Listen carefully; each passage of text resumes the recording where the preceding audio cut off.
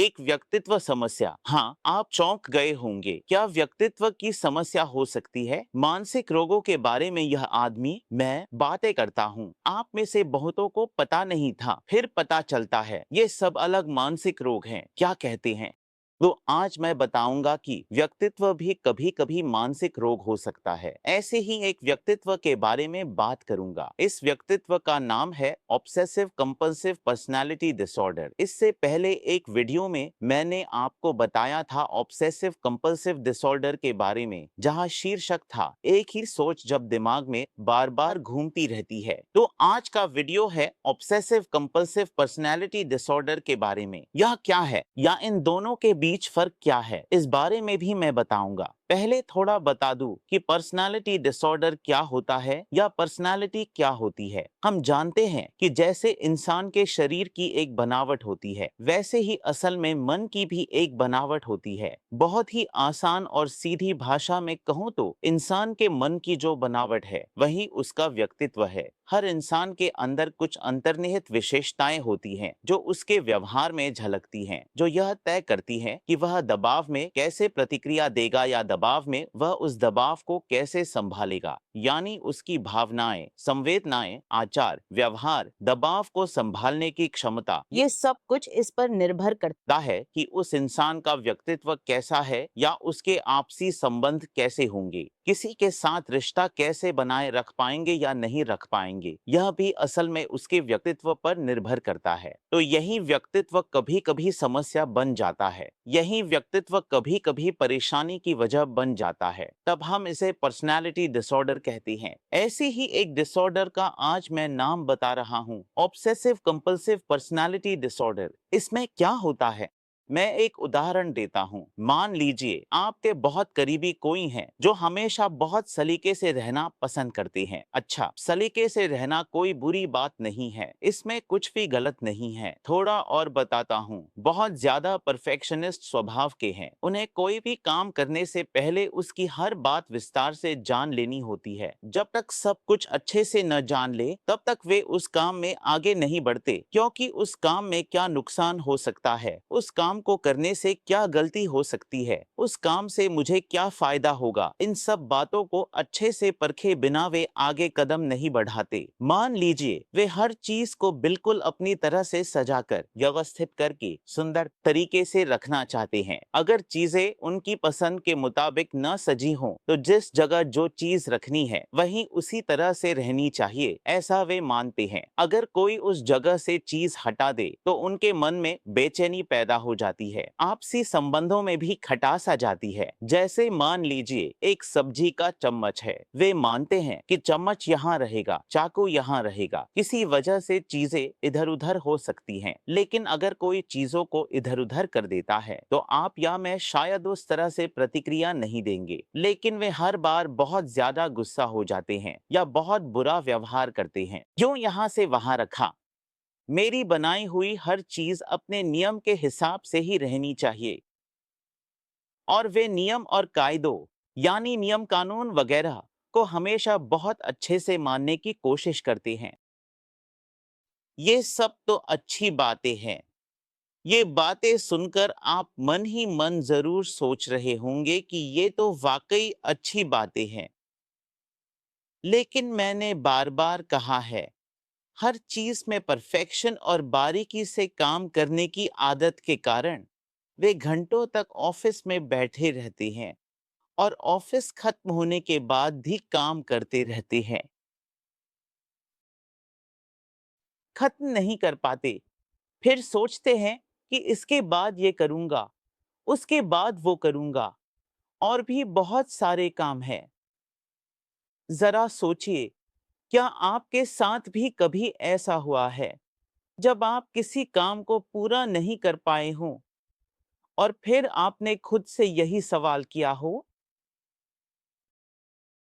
कर सकना, बिल्कुल उसी ढांचे में बंधे हुए हैं, उसी ढांचे में फंसे हुए हैं। उनकी जीवन शैली, सोच विचार सब कुछ उसी ढांचे के अनुसार होना चाहिए। इसी तरह वे हमेशा सोचते हैं। एक अच्छी बात बताऊं, कंपल्सिव पर्सनालिटी डिसऑर्डर वाले लोग बहुत ज्यादा नैतिक होते हैं, सिद्धांतों और आदर्शों के मामले में बिल्कुल अडिग रहते हैं। आमतौर पर देखा जाता है कि वे कभी भी उन सिद्धांतों के खिलाफ कोई काम नहीं करते। वे ऐसा नहीं करते। वे आम तौर पर बहुत जिद्दी होते हैं। जो मैं कहूंगा वही करना है, यह नहीं हो सकता। वे बहुत ज्यादा हठी होते हैं। सोचिए, क्या मेरे बताए गए लक्षण किसी के साथ मेल खाते हैं? हो सकता है, क्योंकि हमारे आसपास ऐसे लोग होते हैं। और एक और बात है, वह है पैसा। ऐसा तो खर्च करने की ही चीज है ना? लोग पैसा क्यों कमाते हैं? पैसा कमाते हैं ताकि वे थोड़ी शांति से जी सकें, अच्छा बुरा खा सकें, अपनी हर तरफ से सपोर्ट कर सकें, अपने परिवार और बाकी सब चीजों में। लेकिन उनके लिए पैसा जितना खर्च करने या आनंद लेने की चीज नहीं है, उससे कहीं ज्यादा पैसा जमा करके रखने की चीज लगता है। चाहे जितना भी पैसा हो, खर्च मत करो। पैसा जमा करने की चीज है। अगर बाद में जरूरत पड़ी या मेरी जिंदगी में कोई समस्या आई तो काम आ सकता है। ये बचत है जो सबके लिए जरूरी है। मैं नहीं कह रहा कि बचत करना गलत है, आप इसे गलत मत समझिए। लेकिन इतनी ज्यादा बचत, इतनी कंजूसी कि वे पैसे खर्च करने में हिचकिचाते हैं, इतनी सतर्कता या कह सकते हैं थोड़ी कंजूसी, अगर आप ऐसा व्यवहार लगातार करते हैं तो यह ऑब्सेसिव कंपल्सिव पर्सनालिटी डिसऑर्डर के व्यक्तित्व का लक्षण है। ऐसे लोग आसानी से पैसे खर्च नहीं करना चाहते। पैसे खर्च करने में इन्हें बहुत सोचना पड़ता है। और एक और बात है, ऐसे परिवार जिनमें ये लोग होते हैं वे भी इससे प्रभावित होते हैं। आप जानते हैं, ऐसे लोग चीजें आसानी से फेंक नहीं पाते। पुराने कागज पत्र जो अब जरूरत के नहीं है, फेंकना चाहते हैं लेकिन फेंक नहीं पाते। कभी कभी सोचते हैं कि आज सब फेंक दूंगा, बहुत ढेर लग गया है, सब फेंक दूंगा या जो जरूरी नहीं है वही फेंकूंगा। देखा गया कि 1000 कागजों में से सिर्फ 20 ही फेंक पाए, बाकी फिर से रख दिए। मन में रहता है कि शायद बाद में जरूरत पड़ जाए। ये सिर्फ कागजों के लिए नहीं, ऐसे ही पुराने कपड़े भी हो सकते हैं जिन्हें वे आसानी से फेंकना नहीं चाहते। बहुत सारी गैर जरूरी चीजें। मैं एक इंजीनियर साहब की बात कर रहा हूँ जो अपने घर में क्या करते हैं, बहुत सारे पुराने तार, फिर बैटरी टेस्ट करने के लिए जो बल्ब होते हैं, उन सभी बल्बों से लेकर बहुत सारी सॉकेट और प्लग के पॉइंट्स, ये सब ड्रॉअर में भरकर रखे हुए हैं। इन्हें चाहे तो फेंका जा सकता है। 3 ड्रॉअर भरे हुए हैं, उनमें तार से लेकर स्क्रू ड्राइवर तक सब कुछ है। कभी ना कभी कुछ काम आ सकता है। चाहकर भी फेंक नहीं पा रहे हैं। एक से ज्यादा है, फिर भी फेंक नहीं पा रहे। इसे ही होर्डिंग कहते हैं। हाँ, इस व्यवहार को होर्डिंग कहा जाता है। तो जो लोग इस तरह की समस्याओं से गुजरते हैं और इस समस्या के कारण क्या होता है जानते हैं, उनके काम की गति कम हो जाती है। वे बहुत परफेक्शनिस्ट होते हैं, सब कुछ परफेक्ट तरीके से करना चाहते हैं। कई बार काम अच्छा नहीं हो पाता। इस समस्या के कारण आसपास के लोगों से भी दिक्कतें आने लगती हैं। सब कुछ ठीक चलता है लेकिन पता नहीं क्यों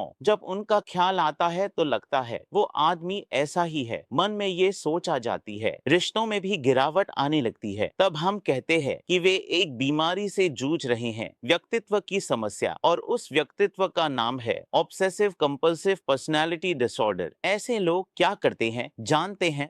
वे अपने ऊपर के स्तर के यानी अपने वरिष्ठ अधिकारियों से हमेशा बहुत विनम्रता से बात करते हैं। वे कभी भी किसी भी तरह से उनसे असहमति नहीं जताते। सर कहते कहते उनकी हालत खराब हो जाती है। वे हर आदेश को सिर झुकाकर मानते हैं। इसी तरह वे व्यवहार करते हैं। इसका कारण यह है कि अगर उनकी पोजीशन को कोई खतरा हो जाए या नौकरी में कोई समस्या आ जाए तो वे हमेशा इसी बात को लेकर बहुत तनाव में रहते हैं। लेकिन जो उनके अधीनस्थ होते हैं उनके साथ वे अक्सर बहुत गुस्से में बात करते हुए नजर आते हैं।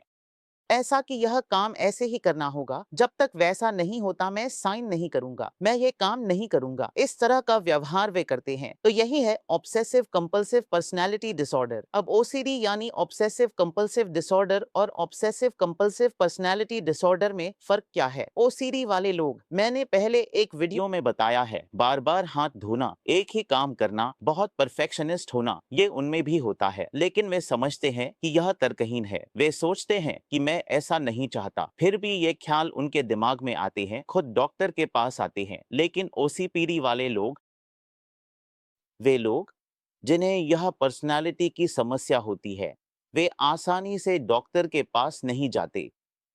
इसका कारण यह है कि वे खुद भी इसे एंजॉय करते हैं।